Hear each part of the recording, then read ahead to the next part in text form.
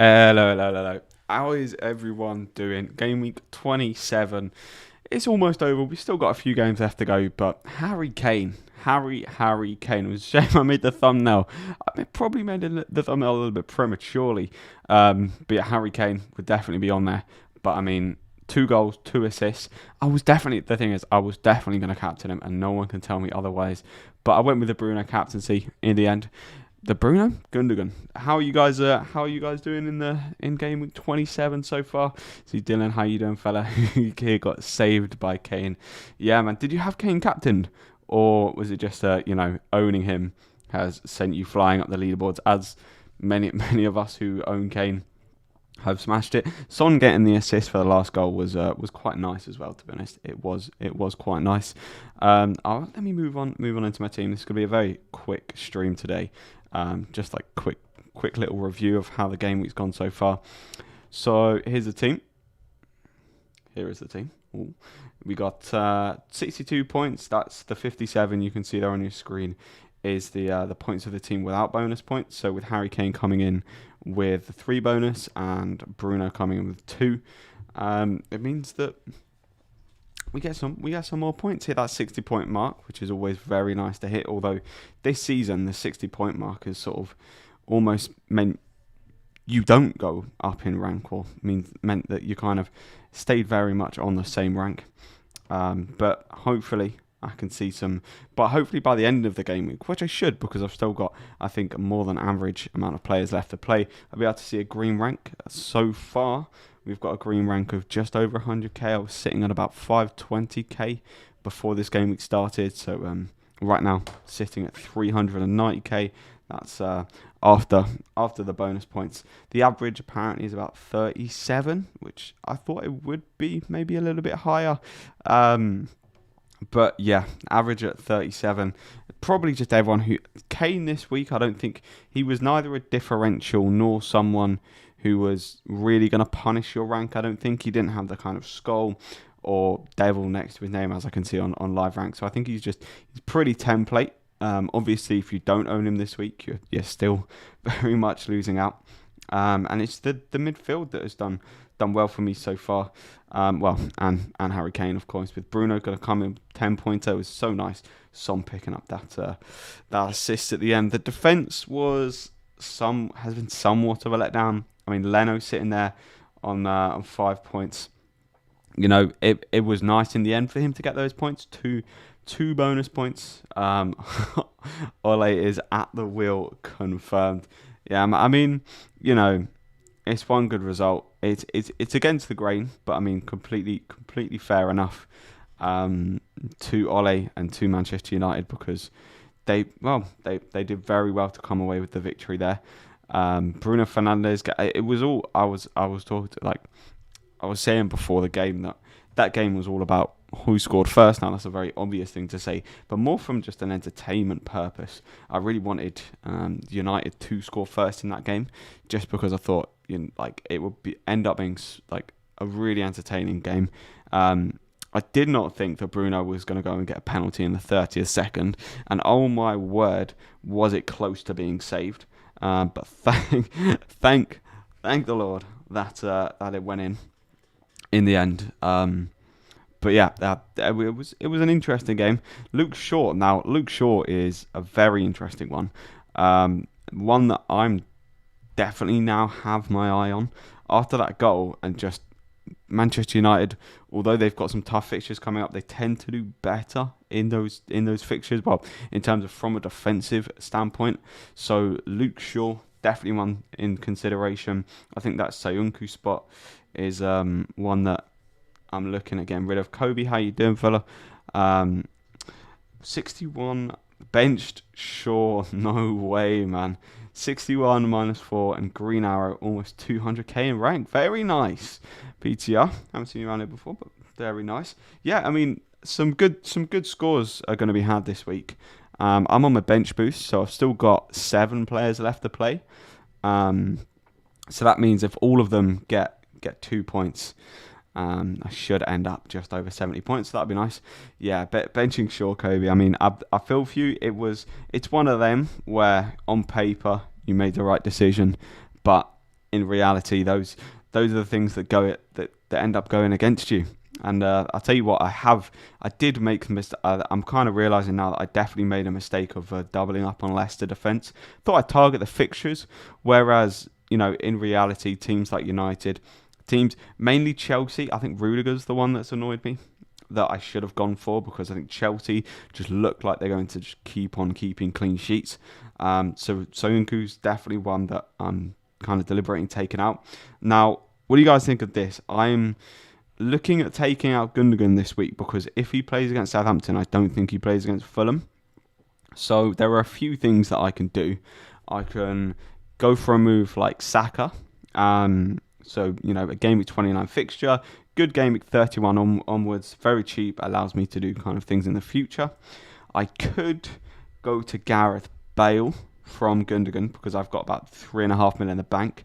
Wouldn't leave me much kind of room elsewhere, but Bale game week 29 on some stunning form of late. The only thing is rotational problems.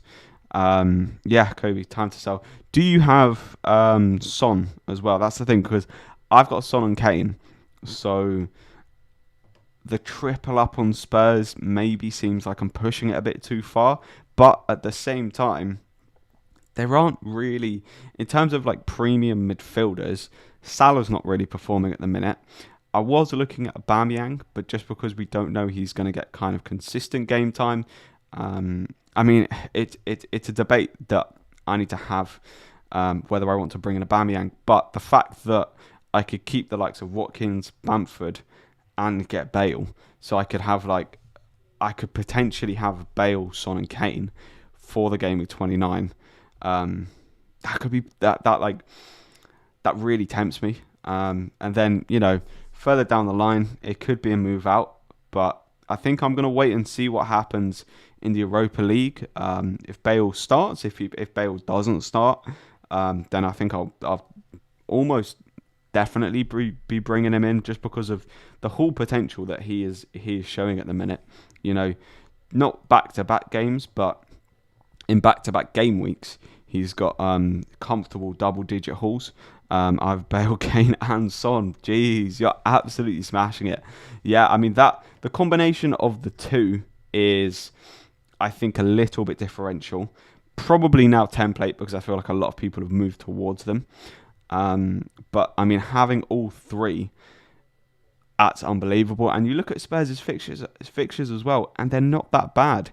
They blank in 33, yes, but game week 34 onwards, they look unbelievable. And then they also have a double game week to come, and a blank, or they play in the blank game week 29. So I really am contemplating a triple up on Spurs assets. However, the thing is, the way it's looking right now is I could potentially have a triple up on Spurs and a triple up on West Ham, because I've got Jesse Lingard in there. He was a nice little replacement for Barnes, so I'm looking forward to him playing against Leeds. As you can see, I've got the triple Leeds on the bench. But then I'm also looking at bringing in Creswell for either Soyuncu or Diaz. And that's the one thing I have to say, is that if I do bring in Bale for Gundogan, it would mean that Diaz would have to go. And it's something that, I don't know, I'm not really set on, but at the same time, Manchester City have shown over the past few game weeks that they're not completely impenetrable. They will leak goals. City don't have a game week 29 or a game week 33, and with rotation, I know Diaz is very unlikely to get rotated, but even so, if he misses one game, I think rotating out Diaz may not be the worst thing. Don't know what I'm thinking of again, but yeah. Thoughts on Martin Dubravka for 29? They play against Brighton, I'm pretty sure, yeah. So, what was that? Oh, my word. Oh, about that. They play against Brighton. So, on a free hit, I don't mind it. But in terms of kind of like a long-term pick, then probably not. But yeah, as like solely for 29, then I really, really don't mind that. Sold Bruno from -4 was my downfall, about 30k red arrow with 6 to go. 6 to go isn't too bad. And yeah, I see a lot of people this week were on the Bruno Bruno vibe. Bless you. Thanks, yeah. Thank you. Yeah, who did you bring in, Dylan? Because if you brought in Son for Bruno, I don't necessarily. I think that's a fine long term move.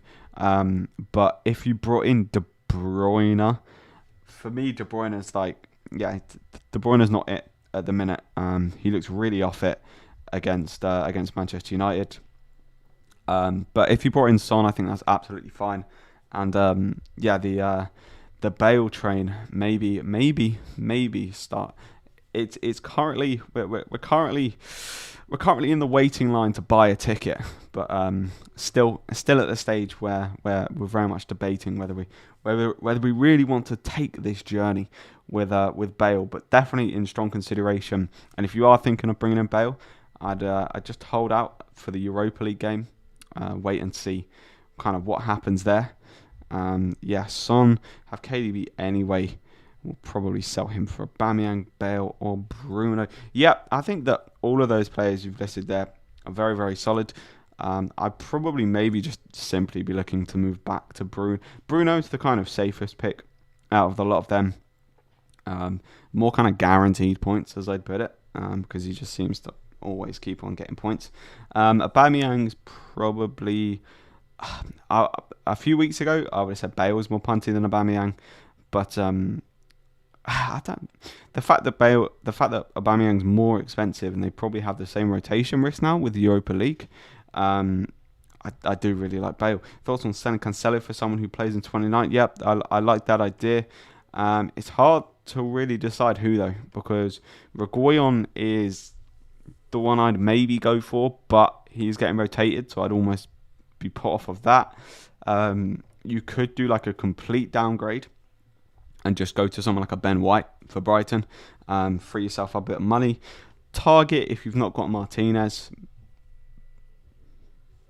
as a bit more of a kind of a longer term pick, and he does play against Spurs, so you'd have that kind of conflict, but at the same time, longer term, and the fact that Aston Villa have just been keeping clean sheets. I don't think who else, or Dallas, if you don't own Dallas, could be a pretty must-have player for the double game week. Guys, there are a few of you in here. If you are new on here, don't forget to hit that subscribe button. We're on 4 likes in a minute, so we can push that maybe up to 10 by the end of the stream. This is kind of a very impromptu stream. I'll probably only go for like another 15, 20 minutes. I just wanted a quick half an hour stream, just a quick review. And just show off these new fancy flays. Have a look at this. Oh, what am I doing? Here we go. Have a look at that. I spent so long on yesterday trying to figure out how to do that, but hope it looks good. But these are results of today. A few surprising results in there. The Arsenal game was frustrating. I think it was very frustrating to watch that goal, because you kind of sat there when I've got Leno on my bench, so I'm sat there like, clean sheet's nice, they look comfortable, and Arsenal really did look very, very comfortable, and for the majority of that game, but just silly, stupid play from Xhaka, and there goes the clean sheet. Just punted the ball off Chris Wood, and Chris Wood's never going to get an easier goal in his life. Castagna to Creswell on 29, and McCarthy to Leno or Areola. Yeah, I think those two moves are really, really good. The thing with Fulham as well is that they have okay fixtures until the end of the season, but with the way that they're playing and the fact that they're scrapping for relegation so much, their assets could actually turn out to be really, really good. Just because the mindset they're going to have towards the back end of the season is we cannot lose. We can't concede.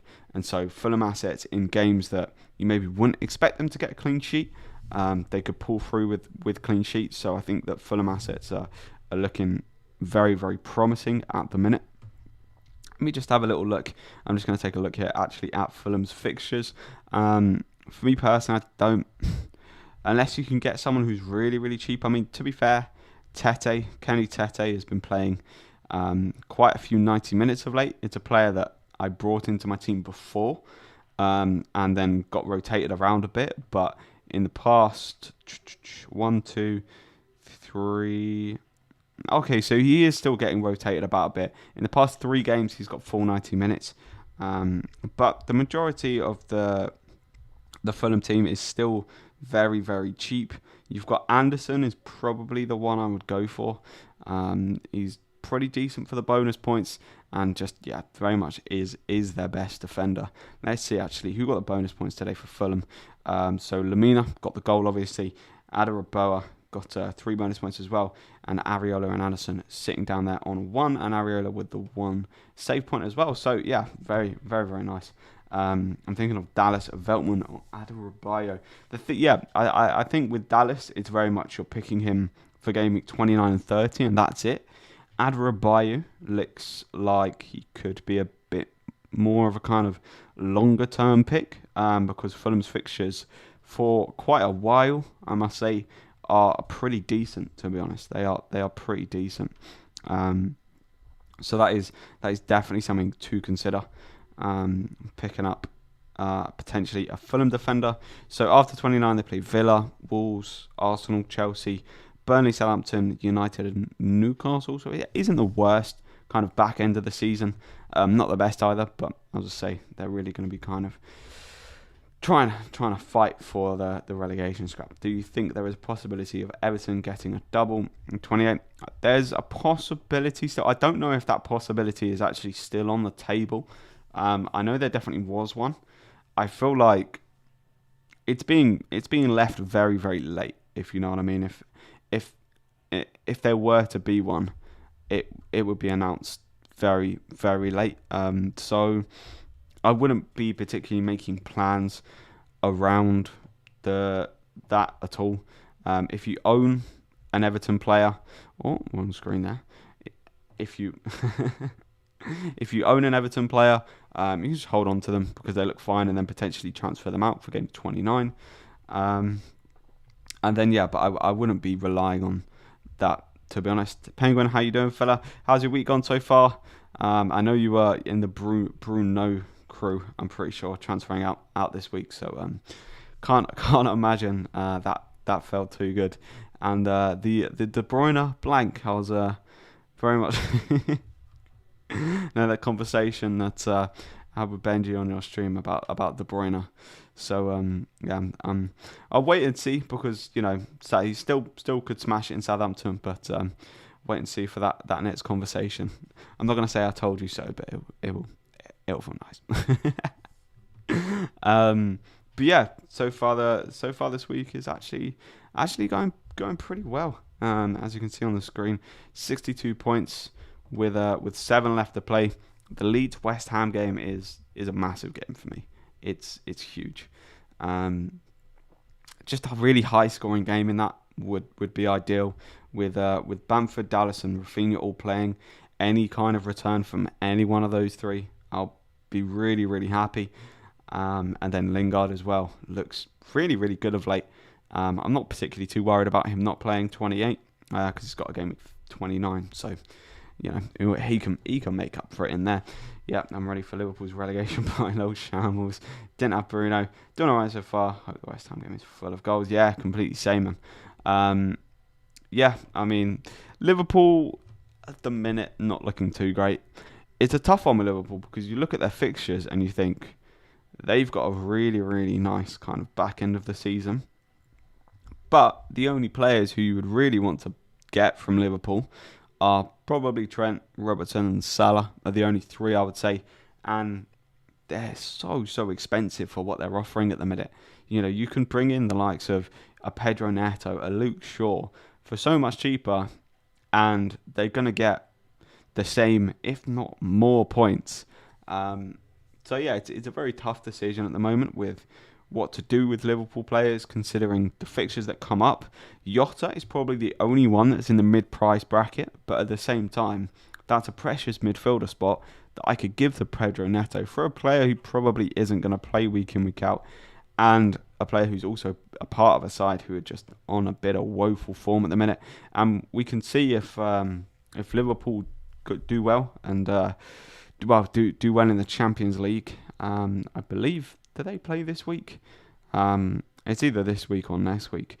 But if they do well in the Champions League, all kind of attention is going to go towards that. So a lot of their players will be getting benched, or rotated in the Premier League, because I feel like they've almost kind of the team that Klopp started with today, with no Trent, no Mane, was very indicative of, you know, going for that Champions League tie against Leipzig, because it's, even though Liverpool are 2-0 up, it's not going to be an easy game.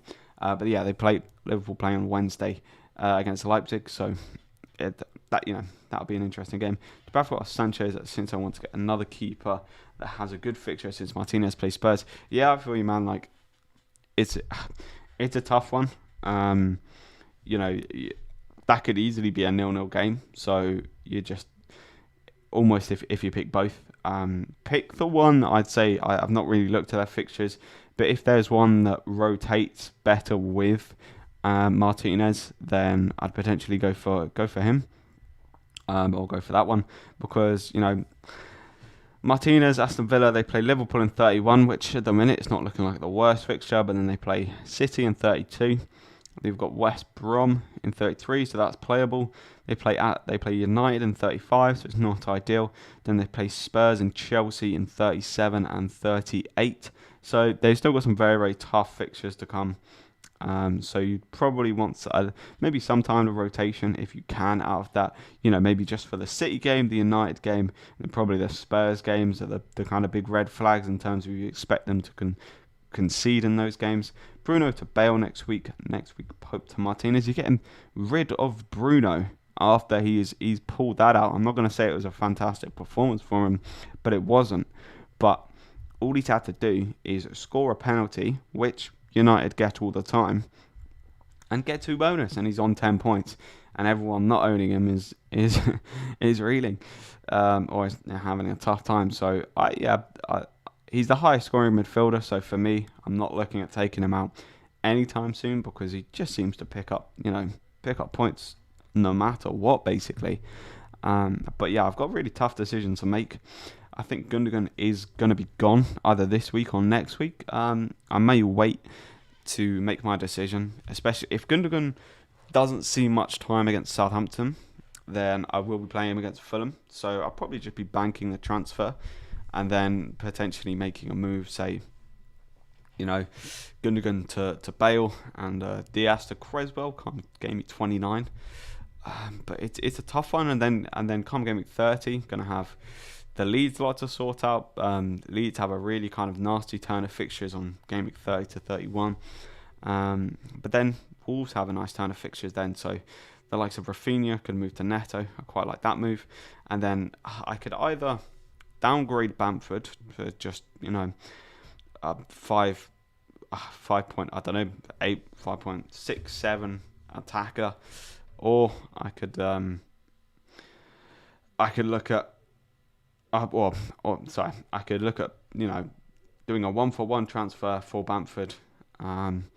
So the likes of like a sideways move to Antonio, who's better fixtures for the rest of the season, or look at just dropping him all the way down to like a Brewster, and then bulking up the midfield a little bit more. But the midfield at the minute no one particularly appeals to me, if I'm being honest.